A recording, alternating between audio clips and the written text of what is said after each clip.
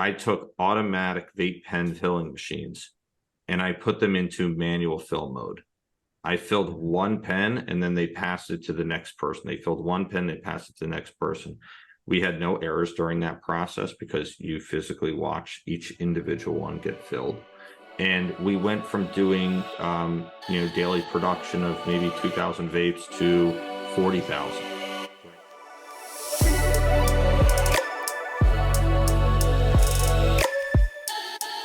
Grant, my man, what's going on? How you doing? Good to see you again. Good to see you again too. It's been a long time. Keep trying to catch each other, and it's like I think we were both at Benzinga, right? But it's one of those things where you got 100 people that you need to see, and you only got time to see 20. And totally, every time I overestimate my ability to connect with everybody. So, yeah. And we live so close together. You would think it would I know happen more often, but you get that local reality complacency. happens. Yeah. Yeah, so I'm super excited to chat today, and I know you got a lot of really cool things going on, and getting ready to dig into all that. Before we get into too much of that, why don't you just give the listeners a little bit of a background of yourself, what brought you into the industry and kind of what brought you to where you are today? Yeah, I have sort of a interesting background. I was in herbs and spices. My career before cannabis was really herbs and spices, very similar to cannabis, right? All natural products. We imported them from all over the world, and then you would buy them in the store unbeknownst to you. So boar's head meats or Sweet Baby Ray's barbecue sauce, and the way that industry works. Is much more siloed today. I imagine in the past, in 50, 100 years ago, maybe not so much. But the commercial side of it, you have people who are really good at certain things. So that's what I did prior. And it was really all about lean manufacturing. How do we make products or manufacture for these other manufacturers based on certain criteria, right? You had, had to be GMO free or allergen specific, or how to make stuff on time for them, right? Because at the end of the day, you go to the grocery store, the thing you hate is there's no more jerk chicken, and that's the thing you really wanted today. So Every day, man, I always want that. Or jerk even chicken. worse, you go to buy the jerk chicken, it tastes different, right? Yeah. And there's a lot out of your control. So that industry really gave me a background. I mean, when you start milling spices and then you blending them and then getting into cannabis, you can look backward and say, wow, that process was pretty similar. But that's kind of how I started. How I got into cannabis was a cold email I wrote to a serial entrepreneur in Maryland who I found out was applying for or wanted to apply for a license. So I wrote an email. I'm like, I don't know, other than smoking a ton of pot in college, I don't know the first thing about a cannabis business, but I know business and I smoke some pot. So I think I'll be a good candidate for you. And he probably maybe against better judgment gave me a chance, but it actually worked out. We're still very close today. Curio Wellness is a great company out of Maryland. They're expanding to Missouri, and that was how I first jumped in. 2015, we were an idea. Him and his daughter had this idea. We're going to start a cannabis company, and if you haven't met Michael, he's a very serious entrepreneur, and you probably wouldn't have expected him to go in this industry, but he vetted if it's real or if it's fake, and at the time, very medical focused. I think now is more on holistic, right? As a lot of companies shifted. So that's how we got in, wrote the application, found people, figured out, which way was up and which way was down. We raised capital together, and it was a great learning experience. I would call that my single state operator life. Then my wife dragged me down to Florida, and which was great. And I did a manufacturing turnaround of a MSO. So that was also a very interesting experience. I kind of got the single state operator, the multi-state operator experience before starting my own business, which I help support those companies today. So that's really what we do. Tell me a little bit about this MSO turnaround.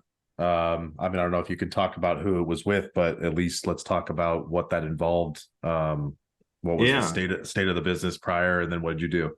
Yes, when I first took over the operations as at that time, I think it like 18, 19, right? Or I guess really focused on 19. Um, a lot of MSOs were rapidly scaling, and so they were bringing on staff and doing so many different projects at a time, um, and as a result, the focus on the existing operation and is not as probably top of mind as the growth opportunity, right? The CEOs of these public companies get graded on, revenue growth quarter over quarter, right? Yeah. It's less so about, hey, did we make 15,006 vapes today, which was the demand. So I was lucky to join. I really actually joined for process improvement for lean across the enterprise, but the gentleman that was running manufacturing in Florida moved to doing commercialization of new products, and it left a void. So at the time there was, I think we were at 30, 33, 34 stores, maybe some more. And, there are certain products that are challenging to make. We made soft gels, which are a technical product, and had a tremendously difficult time manufacturing them. And then we were really falling behind on manufacturing different products. So the first hallmark is just getting stock, right? And an ism from I brought up Michael Bronfine before. His ism is you can't sell from an empty wagon. And that's true. So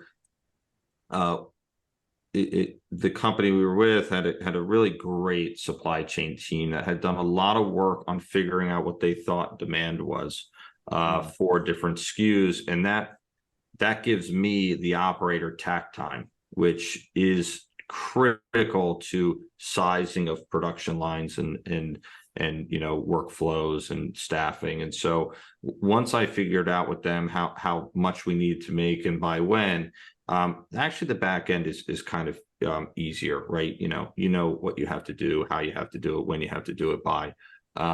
The biggest challenge really comes when you lack technical skill. I would say I understand a lot of technicalities, but I'm not a technical expert on everything. I mean, I think that's a challenge in cannabis, as I know you've come into contact with. So for soft gel, we brought in consultants that I had used in the past from the pharmaceutical world, because it really was a pharmaceutical type product. And we could have spent 6 or 12 months trying to figure it out, or we could spend 3 weeks and get it on the shelves, and then use that new opportunity to really start saying, okay, how do we make more soft gels, different soft gels, other different things. So that's really kind of what the first task was: get in stock, because marketing said if they're in stock, they're going to sell. They did sell more than they were when they weren't in stock, but probably not as much as they thought they would sell when they were fully in stock. So over the course of about 12 months, we went from about 50-60% in stock to about 98, and that's really lean manufacturing. It's really how to focus. Yeah, one of the reasons I was so excited to chat with you is because I think when it comes to lean and Six Sigma and stuff, I think you have a bit more of a grasp of that than myself, for sure, and probably a lot of other people. So it's nice to be able to dig into some of the specifics. I know you mentioned tact time. Do you want to talk a little bit about kind of how that specifically was relevant in relation with some of the demand projections, and kind of how you were able to align those two things, the production and the demand? Absolutely. So tact time is how fast you need to make a product. So, I need to make a vape pen every 10 seconds, right? It has to come off the line every 10 seconds. How I get there, varies, right? Staffing, workflows, process points. But once you know how fast you need to go, you can really tailor everything behind it. Like, if you ask me, in cannabis, two things people should focus on is what's your tact time and single piece flow. There's a lot of equipment in the ether and in the cannabis industry that is automated. And this was probably the biggest impact to us hitting our demand was I took automatic vape pen filling machines and I put them into manual fill mode. I filled one pen and then they passed it to the next person. They filled one pen, they passed it to the next person. We had no errors during that process because you physically watch each individual one get filled. And we went from doing, daily production of maybe 2,000 vapes to 40,000, right? And it's sort of a battling paradox, right? You think automated and you always think it's faster. But the setup these machines required, the error checking they required, it took too much. And in the 25 minutes it took for them to get these things calibrated, I could be producing more product. So it was really about tack time. How fast do I need to produce to demand? And then single piece flow, make one unit at a time and keep producing. So there's, if you ask me for lean, two pieces of advice, that's what it'd be. If you ask me for a third piece of advice, I would say there are a very small number of very, very good lean consultancies in the world, in my opinion, and some of which will back their success. They'll say, if we're unsuccessful, we'll pay you back. We won't take the fees. And I think that in an industry like this, that's really a good investment. And from a positive ROI, we worked on product. Everyone says lean doesn't apply to growing plants. Lean doesn't apply to weed, right? Like, lean is creating value, maintaining value, and quality, safety, quality, delivery, cost, right? In that order. If you can't do it safe, don't do it, right? Yep. Quality, if you don't make a good unit, don't eliminate things at the expense of quality. You got to keep the quality there as you remove the waste. And luckily we're in an industry of high margins in most jurisdictions, right? And eventually I think that will come back. And so for cost, I think you have to always be aware of it, right? You can't lose money on every sale because then you're not a business. But you got to tell about 75 to 80% of the cannabis companies that little thing there. I don't know that everybody knows that. Yeah. Just sell more, dude. Just sell more. Yeah, it's interesting, right? But so you have some latitude, I think, to figure out how to invest into the right thing and really focus and make a great product. So to your point on lean, I think it's a great set of skills. I think everybody who we worked with, you get to do fun projects. There's moonshining, as people will call it, where you kind of try something out. Maybe you wouldn't do it like that normally, but you're just trying to see if it will work. And it's really guided, I think, the success of the companies and the efforts that we had. It's funny when you're talking about single piece flow, because I think that's one area that so many people love the term lean, right? And they throw it around a lot. And I think that's why there's so few good lean consultants, because they don't really know the concepts that well. Like we hear, all right, pull inventory. So then people apply that to the raw materials and they apply, up and down the chain, not realizing that what inventory management is really about in lean is keeping the WIP product, the work in process, as limited as possible. One of the main ways of doing that is making the batches as small as possible, right? Which is kind of what Toyota was all about when they pretty much invented it. Was instead of doing the Henry Ford mass production model, they said, all right, well, we have a lot of variety. We're not just going to have one color and one model, and we're going to produce 1 million of them. And I think the famous quote is, you can have any color you want as long as it's black, right? Yeah. That was the Ford way, right? And then Toyota's like, well, we don't have that kind of demand here, so we need to be able to cater to all the different varieties, but we also want to be able to maintain the efficiencies that mass production provided. And that's where lean comes in, because it allows you to maintain or even increase in many ways, like you said, right? The throughput, while still having the ability to control quality much better, to have the variety that you need by limiting the setup times and all that stuff. I know one of the other things you're working on outside of the operations is your equipment and financing company. And so I definitely want to talk about that too, because I believe you have been designing your equipment with this type of stuff in mind. And I'd love to hear about that, because like you said, the vast majority of automated equipment does so in biggest batches possible, right? Like vape filling machines, usually 100, 200, whatever it is. Yeah, you're absolutely right. You were talking, and it reminded me really of kind of how we got started, right? The knockbox fill 100 at a time. It does 102 minutes, yeah, kind of, right? But they're not all weighed, and there's all this excess material, which joint came from what, and so our equipment really focuses on two things: single piece flow manufacturing, right? Make one joint at a time, and so our systems are completely asynchronous, and we have some new exciting new technology, all based on consumer demand. And then the other thing I'll talk about afterwards is supermarkets and how people can use them. But with single piece flow, we really focus each machine. We have a 2-up and a 4-up machine, and what I mean by an up is you can make 1 at a time with a 1-up, 2 at a time with a 2-up, and then 4 at a time with a 4-up machine. But each one of those processes is unique to that group. And so we're following the same practices of single piece flow, but we're doing them 4 at a time. But the weighing for group 1 is for the group 1's joints and the compaction. And so all the settings associated with them are tied together. And then that's can I jump in for a second? Because I want to help.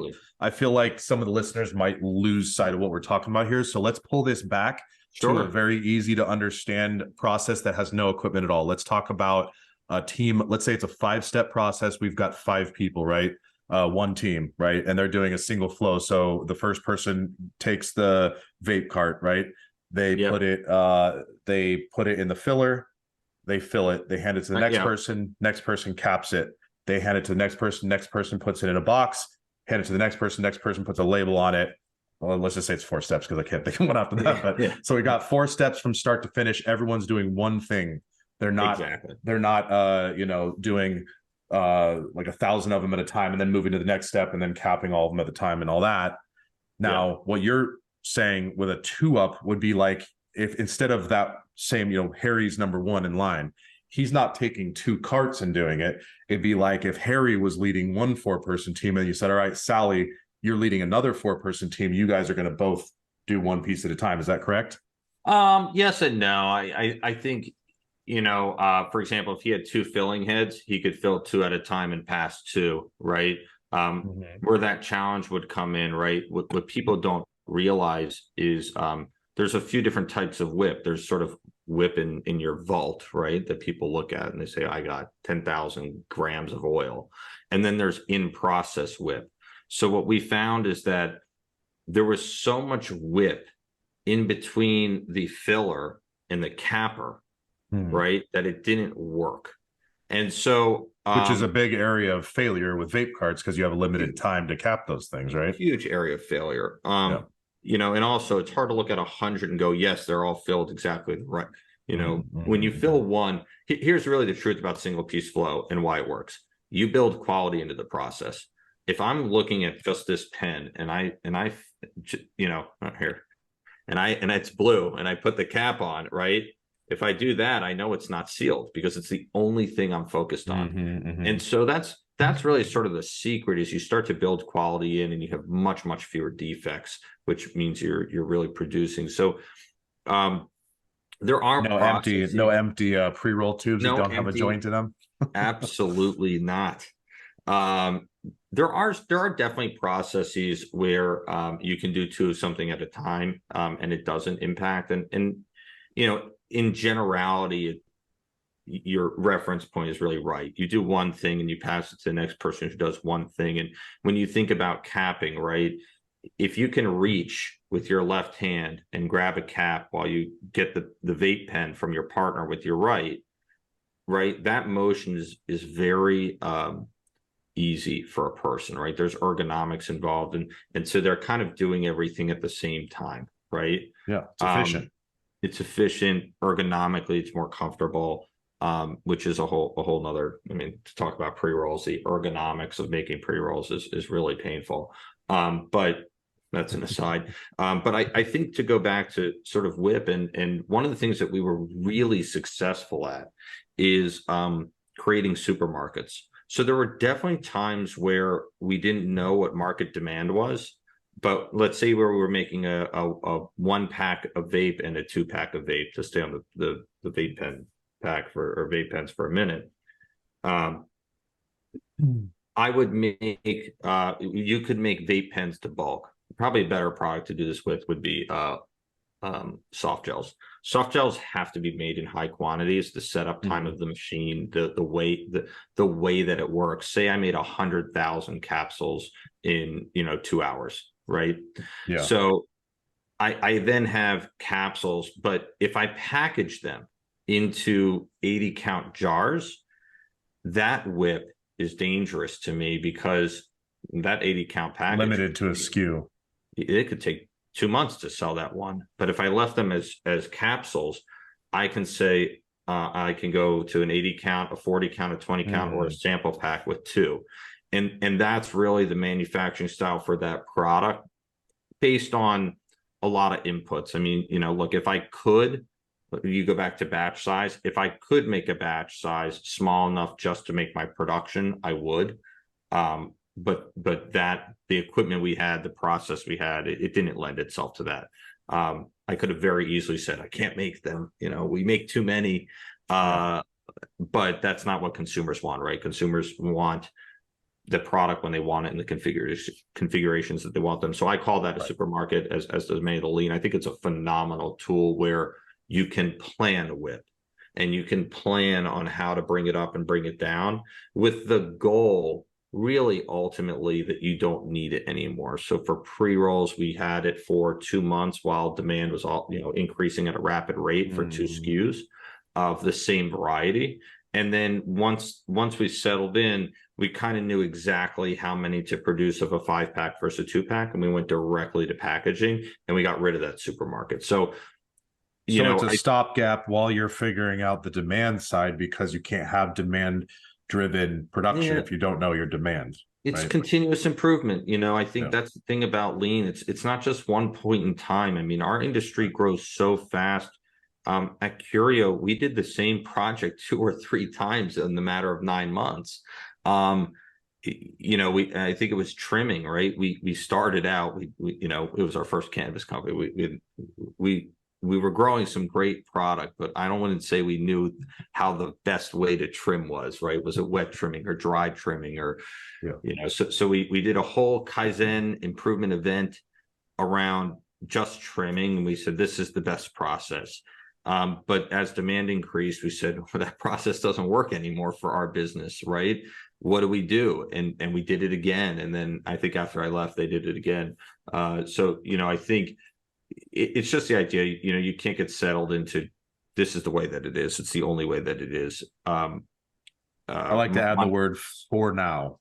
That kind of resolves it. This is the best process for now. Exactly. And I would say, if you ask me one sort of what is lean in like a phrase, I would say it's an extremely rigid system that allows you to be very flexible. And it's hard to wrap your mind around that, but you have to follow a process in order to know how to respond to market demand.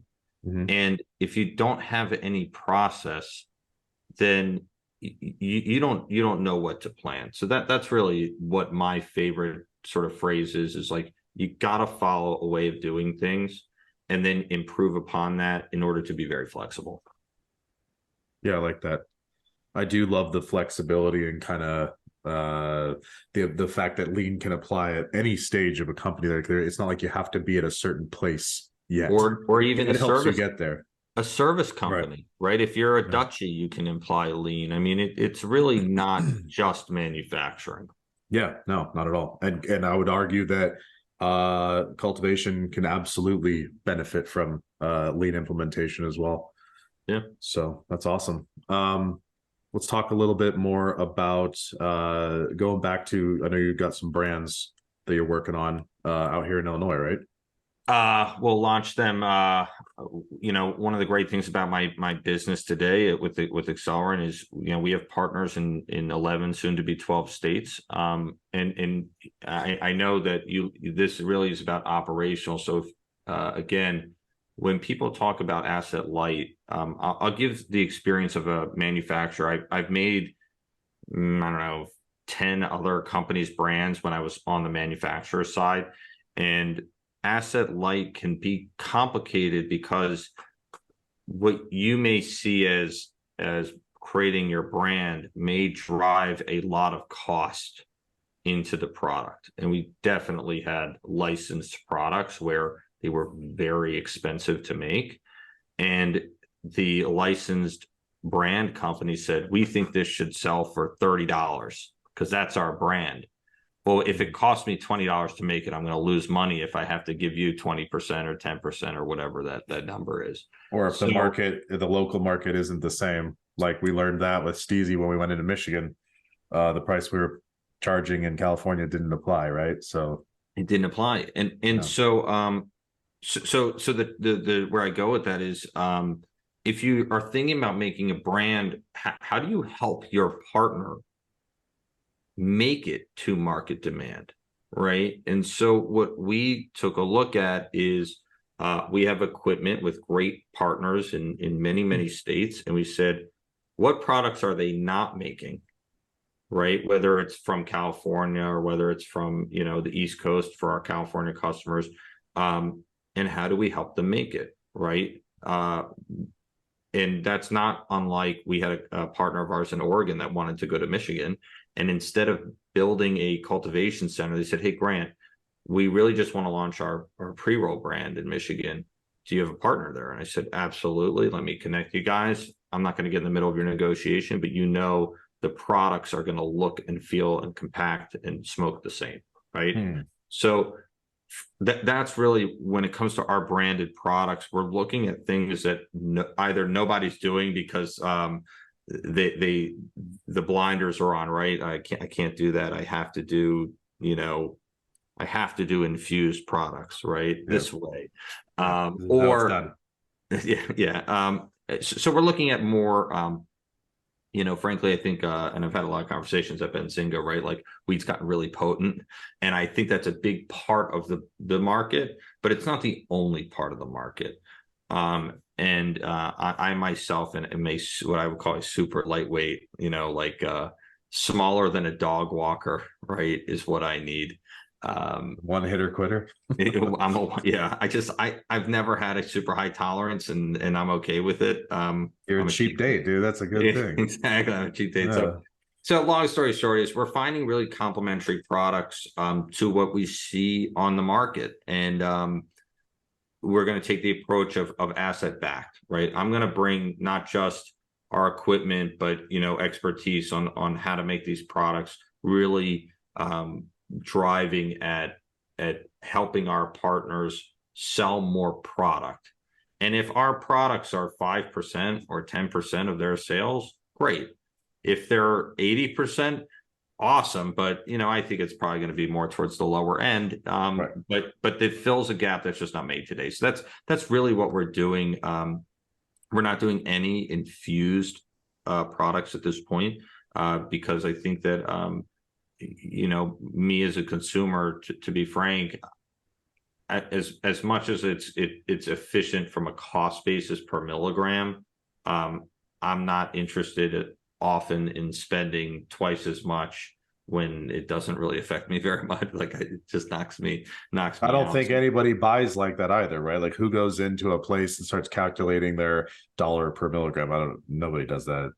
I don't know. I mean, it's not for me. So long story short is, that's really what we're trying to do. And as we build, I think these products will have other avenues. Whether I don't know if we'll go down them, to be totally honest. I mean, if people love it and they love what we're doing, and we can expand into other categories. But my real desire is to have a pre-roll company, one that has consumer brands, one that has differentiated manufacturing, and one that has distribution. I think that's not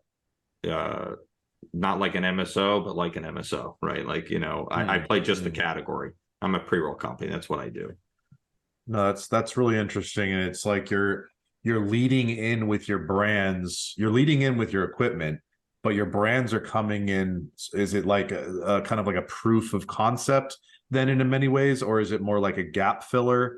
Or are you just focusing in one market specifically for your own brand? Or like how do the brands or the brand of pre-rolls relate to your pre-roll manufacturing company in terms of market expansion and stuff? Sure. Yeah, I think it's a good mix. I mean, the first thing is we really help companies make better product faster for their customers, which is, our number one goal. And if we were to become distracted, I'd get rid of the brands and focus again back to what we are good at. I mean, we focused on getting profitable. I think it's in order for you to have a company that does anything, brands, not brands, doesn't matter. If you're not profitable or don't have a path to profitability, you have a limited window, right? When you're profitable, you can, these brands were like, okay, guys, we got profitable. What's next, right? So we want to continue to support our companies. There are states like New York where, our machines aren't at fully utilized numbers because the market hasn't developed yet. So how do I help fill up the capacity on a machine? So that's one element. And then the other element is, I have been fortunate enough with this company to be in 11 states today, and we're growing. How do we what do we see? What do we not see? What are people doing and not doing? What are the people doing well? Not really as much focused on what our customers are doing or not doing in terms of the brands that we see, but the market as a whole. And then if we can direct that traffic back to our partners, it's better. Like I gave you the example of Oregon, of our Oregon customer that wanted to go to Michigan, another customer in Oregon, and this is really what we focus on.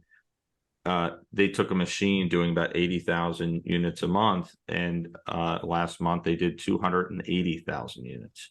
So they were very focused on growing their brand and growing their operation, and we were there to help support. And that's the number one thing we do. But from our business, what having our own brands does is it allows us to capture a little bit more revenue and fill utilization on the machine. So those are the two things that just help us kind of maybe go from 13 cents to 15 cents, or from 15 to 16, right, on average. And I like to call them the color copies, right? You have, if you look at us as Xerox, you pay per sheet per copy, and then you pay for color copies. So different prices for toner and color ink. Yeah, no, I like that a lot. And I know we were talking in a previous conversation about the economics behind using your machine, that it's interesting. And I'd love to touch on that, because I think that it sort of puts operators on their head a little bit with the way that they think about tolling cost, or sort of that cost plus model, right? Where most of the time they think, hey, this is going to give me a smaller margin than I would get if I did it in-house. So why on earth, or if I did it the way I'm doing it now, so why on earth would I either outsource this or finance this thing, or, leverage another partner, which we're starting to see that unpack itself a little bit. But I know for a long time, it was like, why on earth will we use a partner to do something we can do cheaper? And I think it misses, a big part of the story there. Yeah, I definitely agree. Look, I actually love in Michigan, there are some really great co-packers in Michigan, actually. And I think it proves the market for co-packers, because in a hyper competitive state, if you can make money co-packing, it's a business to be had. I think the expectations of everybody, if you look at the food industry, right, like, margins by, stack in the supply chain, right? Yes, brands make a lot of margin.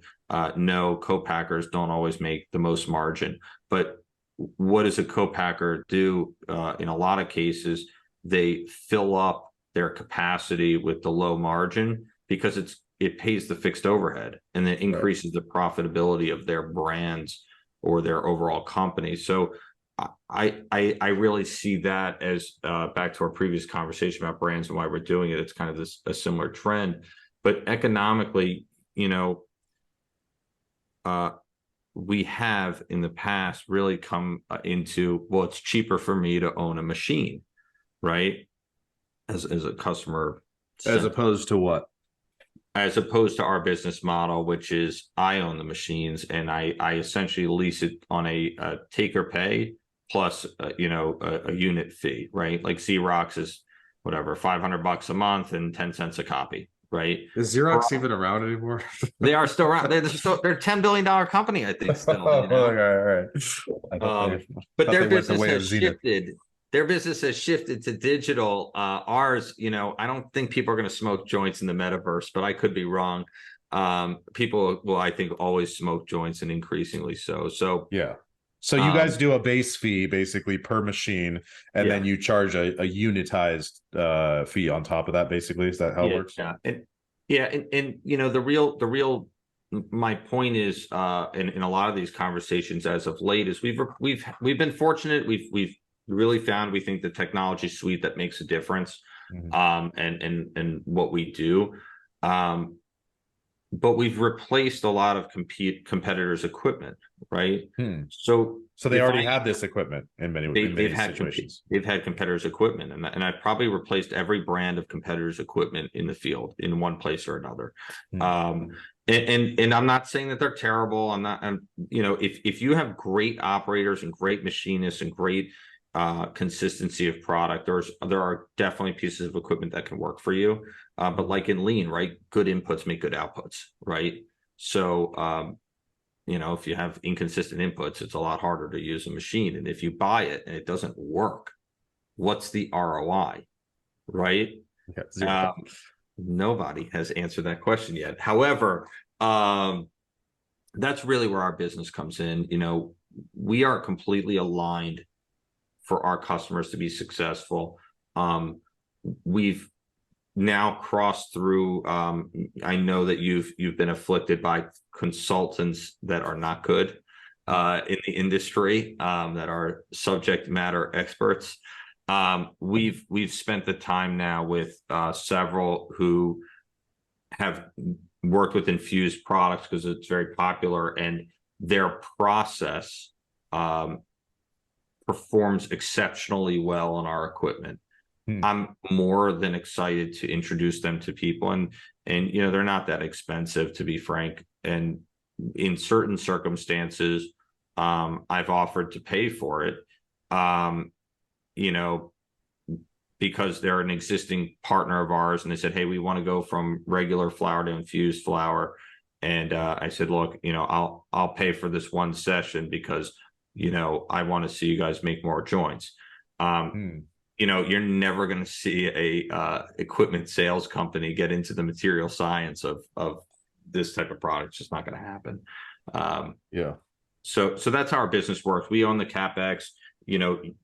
Think about month one going out of pocket for $200,000, $300,000, $500,000, $600,000. Some of our competitors' equipment's $1 million. For us, you pay us a delivery fee and we install it. You got 30 days to tell me you don't like it. And if you don't like it during that 30 days, I pull the equipment out and send it to somebody else, no questions asked. It's interesting when you kind of explain it the way you did too, because at first glance, like, oh, this tolling cost. And I'm thinking of this from an operator's perspective, right? Like if I was approached by your company about it, my first inclination would be, again, going back to like, I'm already like on, slim margins. Now I've got to pay this person like per unit. This sounds like a bad deal, but it's so interesting when you think about it, because you really are aligning your best interest. It is really a performance-based pay, because the only way you get paid more beyond the initial fee is the more they make. So you are incentivized to help them, whether it's increasing scale, whether it's widening their product offerings with new SKU types and all that stuff. I find, by the way, many times people won't put their cost of financing into the fully loaded cost, right? And I'm like, well, if you finance a piece of equipment at 13% over a few years, and your monthly payments are whatever, $10,000, you know, it's the same to you, right? Now you might not get the depreciation or that, but what you get on the other side is, you know, an incredible support team. I mean, we literally have Slack.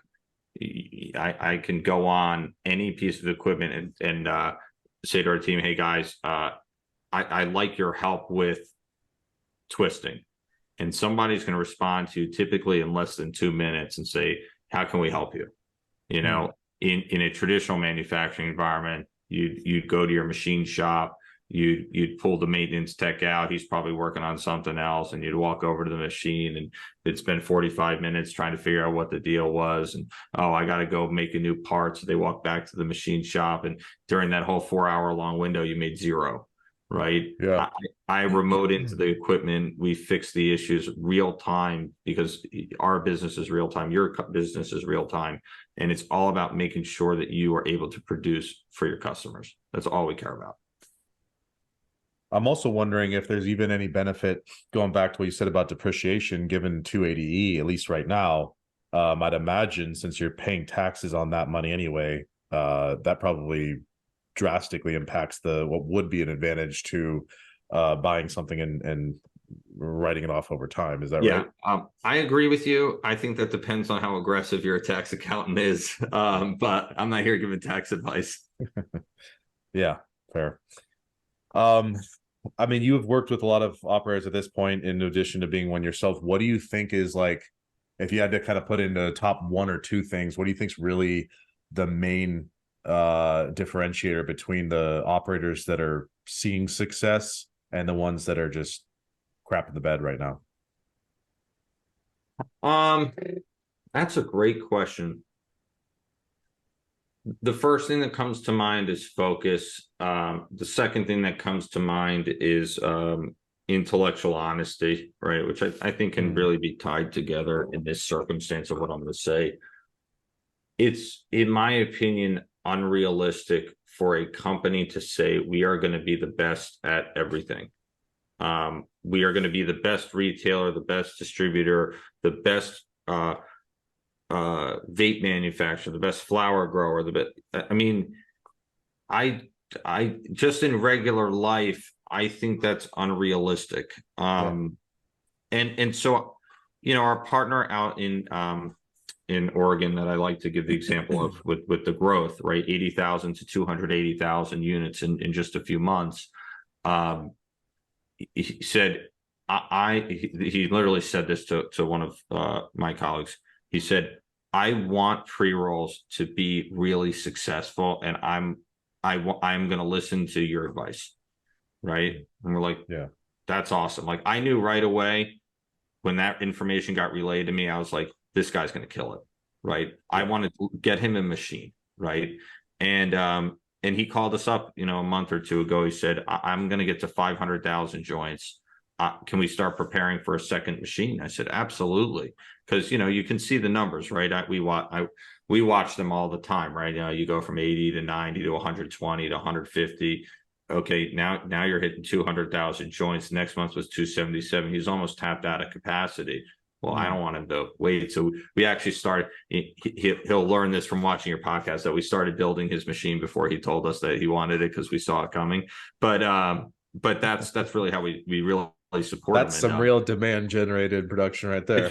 Yeah, I mean, you know, it really is. But to answer your question, I think a lot of people focus on, like, we're going to be the best products company, but like not specific to a channel, right? Like, yeah, it's just too wide, right? The arrogance, right? It's they just can't lose, right? Just so easy. You just have a premium cannabis product. It's the best. It's the highest quality at the lowest. It reminds me of what the heck's that called? Prestige Worldwide. Every time I hear somebody say that, I'm just like, the biggest and the best. Yeah. I think there are a lot of people who can grow great flower. You know, and I think that that's a category that, you know, a very few number of companies have created a very cult following. And some of those cult followings quality I don't personally like, or it varies state to state too much. And I, you know, for me, I'm a consistency guy. Like if I'm drinking, I'm probably more like Tito's than I am like trying all these various different things just because I know what to expect. And I know that's not for everybody.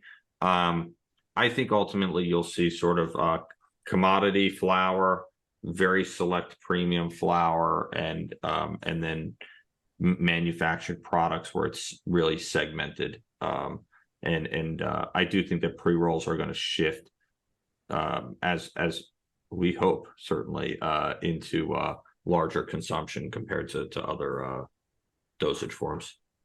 Yeah, I mean, especially if people can kind of get the quality where it needs to be, right? I think that's always the complaint with folks that are more heavy smokers of flower and like to roll their own joints outside of liking to roll joints is like there hasn't been a great way to lock in freshness.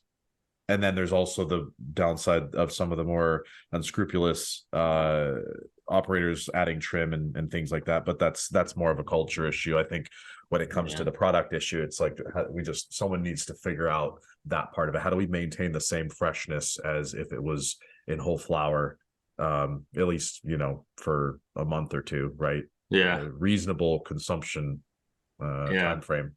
And I think if we can get to that, it's definitely more it's more convenient. I mean, can't say otherwise, right? Don't care how much you like rolling joints. Sometimes you don't have time to do that. So I actually do like rolling joints, but I've lost probably 3 or 5 grinders in my life, and I don't know where they are. There's still some good weed in there if you find it, but I constantly misplace them because I take them to a friend's house, or so I just buy joints now. Yeah, it's just are you trying to roll one out in the wind? That's the worst, man. Yeah, I take it to a concert, do the whole grinder, and then what do I do with the grinder? Yeah, just hold it. Someone else's tool now. Yeah. Oh man. Yeah, so I think that I've been hearing a lot of that pattern, right? Of people that are focusing on one thing, and as you're talking about it, I'm thinking of some of the best brands out there that kind of have that cult following. One that comes to mind immediately is like 710 Labs, right? And what do? They do everything? No, like they do relatively wide variety of stuff now, but their main like meat and potatoes is obviously that solventless extraction, right? Like that is what they do. And even all the flour that they grow and everything around that is with that in mind, right? Well, that's exactly it. There's a very small number of growers that I really trust in this industry, and they'll say to me, if you ask me to design a cultivation center for pure biomass, it's going to look a lot different than just pure A-grade flour, which is different than if you were asking it for fiber, right? The styles of grow, the physical setup. So you're exactly right. I mean, if you're geared towards mechanical extraction, that's all you're doing. I mean, does it matter what the flower looks like? Not really, right? No, you're not outside of the trichome trichome structure. Yeah, maybe you like calyx, maybe you like the foxtails because it's more surface area. I mean, I don't really know. It's not my game, but like, no, 100%, right? It's like you're not selling the flower, you're not selling the product. And even with biomass, I would argue, assuming we're talking about like distillate biomass, I would say it's a no-brainer. You want an outdoor farm. Don't care where you're at. Doesn't matter if it gets moldy. It's gonna go through a kill step anyway, right?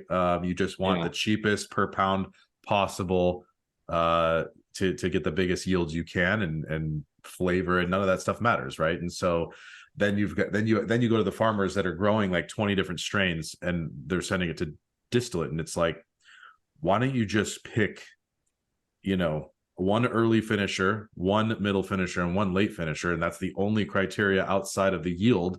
You know what I mean? And like just run those and have an early harvest, a mid harvest, and late harvest. Like what other there's no flavor profiles that you're getting in this stuff. Like you're just complicating it, which I think goes back to the lean in cultivation. 100%. Right? It's ironic you bring up the mold piece. Obviously now I think there's a lot of there's some states that are more there's been aspergillus testing, I think in Oregon or Washington, that's really, really taken off. One of the molds that's prevalent in cannabis, botrytis, is I mean, aside from being everywhere, is also called noble mold in the winemaking industry. So to your point, maybe it makes it better. I mean, I'm not saying it does, like, total disclaimer, but it's just, I think you're right. I think especially for distillate, a company, you brought up 710 Labs. I think Wana executed perfectly on being a gummy company. I think Wild's doing it right now. I think Yeah. they're just, we make gummies, great gummies, different gummies, fast acting, slow acting, sleep, and yeah, they've dabbled into vapes and they've dabbled into other areas, but it's only after they really nailed doing one thing.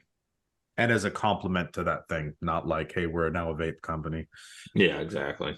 And just so I don't get any hate from the cultivators out there, obviously, depending on when you get mold, that could absolutely affect the plants. But I think when you're harvesting, worrying too much about some mold contamination. We're not advocating for mold. We don't like mold. And we prefer no mycotoxins, mold. not talking about mycotoxins either. Yeah, so yeah. relax on that. Yeah, I mean, like, I totally agree. And again, I mean, that's one of the things from the food industry. I mean, organic is really hyper regulated. What do people consider to be acceptable versus not acceptable? Whether it's a lot of the spice industry is irradiated, and trust me, you want that in that industry. And then a lot of spices are steam sterilized. Steam sterilization is it can be finicky because of mold. If you don't have a perfectly dry steam, you can literally create mold. And so that really what is dry steam, out of curiosity? Because I'm trying to understand what that even is. Yeah, I mean, I forget the exact moisture content that it can have, but it's essentially so low in the water molecule, water percentage, that it's considered to be a dry steam, and it's incredibly low. It's essentially really hot air. Yeah. And but those systems, I think a lot of stuff from food should come into cannabis, but frankly, cannabis doesn't have the scale. I mean, when you think of milling, right? I mean, we sell a grinder, and it's can fit on my tabletop. The grinders that we used in the herbs and spices industry were, the size of two cars, right? I mean, it's I think that's the challenge of innovation in cannabis, is it's still at this very odd state of scale that frankly gives companies like mine opportunity to innovate, but it's also limiting in cost reduction, right? Like, look, if you could jar a bag of weed in 25 a second, your cost basis to the consumers is going to be less than if you have someone who packages 10 a minute by hand, right? Yeah, but only when you have the demand. Otherwise, your machine's working at 2% capacity, and it's like you're not really saving. Yeah, and I do think that our business model can help companies get there. I mean, we generally will save customers between 30 and 70% of labor on our fee, right? Depending on what they're making and how they're making it. But the 70% ones, I should charge more. I should charge based on savings, but I'd rather just have a fee and they can manage their business. But that's really, I think, where the industry should focus is, and I think it has. I mean, there's definitely technology that has made its way into cannabis that hasn't been in it for the last 10 years, but maybe it's entering. And I think it always enters with a level of skepticism. But I really do think that that's really where we're going to get a lot of cannabis innovation from, is the food industry. Yeah, I definitely agree with that. And I think we already have in many respects, like you said, but I also think that there's a lot of natural mistrust of some of these things that we use in other industries, but they kind of see it as, taking away from the natural state of the plant. So it'll be interesting to see if we lean into that, or whether the, market as a whole kind of accepts and adopts some of those standard practices elsewhere. Yeah, I agree. Why don't we move into my standard 4 questions I like to ask everybody at the end of the interview here. First question is, what is your favorite business book? My favorite business book is I'm trying to remember the name of it right now. It's sitting on the counter over here. It's by Art Byrne. I think it's called Lean Turnaround. Really phenomenal book. My favorite quote that from a book that is not that book is you can have positive airspeed and negative ground speed. So I'll find the book. I'll send you the quote, but I think that applies to a lot of cannabis businesses where you have positive airspeed and negative ground speed. And so you're moving backwards and don't realize it. Yeah, it's kind of that relationship between that top line obsession and then the earth moving in completely opposite direction. Yeah. And their profits moving in a completely opposite direction. What's your favorite cultivar? My favorite cultivar is probably I would say we used to grow this variety golden strawberry. I just think it grew really well. I thought it was really attractive plant. For me, you know, when we were in college, we had no idea what we were buying. It was good weed or bad weed, and I liked the good stuff and I didn't like the bad stuff. So an imprecise answer, but that's what it is. That's funny because that's mostly my answer too, because my favorite weed was in high school and I have no idea what it was. You know, I mean, we thought we knew what it was, but we had no way of verifying. So they didn't tell us in I'm not going to say where I got it from, but you know, we lived in a big house and we had a lot of guys that lived there, and someone would always inevitably be that guy. And we'd go, hey, you know, can I get a dime bag or can I get a quarter or whatever? He's like, here you go. I don't even think he ever told me what it was. He's just like, here it is. Been pre-vetted. It's good stuff. And you're like, great. Exactly. What are your interests and hobbies outside of cannabis? My interests, I have a very old dog now, so I walk him like probably 12 times a day because he's just getting old, and I just really enjoy cooking, enjoy hanging around family, and you know, going on walks with my wife around wherever we are, which right now is Chicago, but you know, used to be Miami. Better get those walks in while you still can. I know it's getting a little cold. You get some dark clouds in the sky. What's your main dish that you can cook? If you had to pick one. Ooh, good question. Last week we made some ratatouille. It was pretty good. You know, nice. Anybody can cook. But if we don't have anything in the house, I make a really good pasta dish. Really simple. But you know, I'll cook anything. Yeah. You kind of have to when you're grown up as a bachelor, right? You can either take that one way, you can either take it in the way of making some disgusting ramen and tuna fish canned or something like that, or you can learn how to actually cheat a little bit. I'll admit this now. I used to cheat a little bit because I worked at a spice company. So, you know, we had, you know, jerk chicken seasoning and chimichurri seasoning always just ready to go. And I'd be like, hey, can I take some of that with me home? And that dinner that night was exceptional. See, that's the ticket that people don't realize is that it's all about the spices, right? And you can have 2 sets of spices too, and one can be more fresh and better quality, and then you can have one that's way worse, and the difference will be astronomical. I always used to wonder when my dad's food tasted 1,000 times better than mine. It was because I was in college buying like the cheapest, shittiest spices that probably already expired, to be honest with you. And all my dad's stuff was either homegrown or Penzies or, you know, whatever. Exactly. Yeah. You know, for another time, you know, the product development life cycle of you know, Boar's Head or anything in that world, right, is very interesting on who owns the flavor, and it's that part of the industry is very interesting on how it gets done. A lot of patents, I'd imagine. Not a lot of patents, a lot of trade secrets, which is another side of the world. And then the spice companies end up actually owning the formula. And for most companies, not all, but that becomes a switching cost risk when you if you're an operator, and then look, that's a great point. It's again for another time, another product dev podcast. There we go. Where can folks connect with you, learn more about your brands and your equipment business, etc.?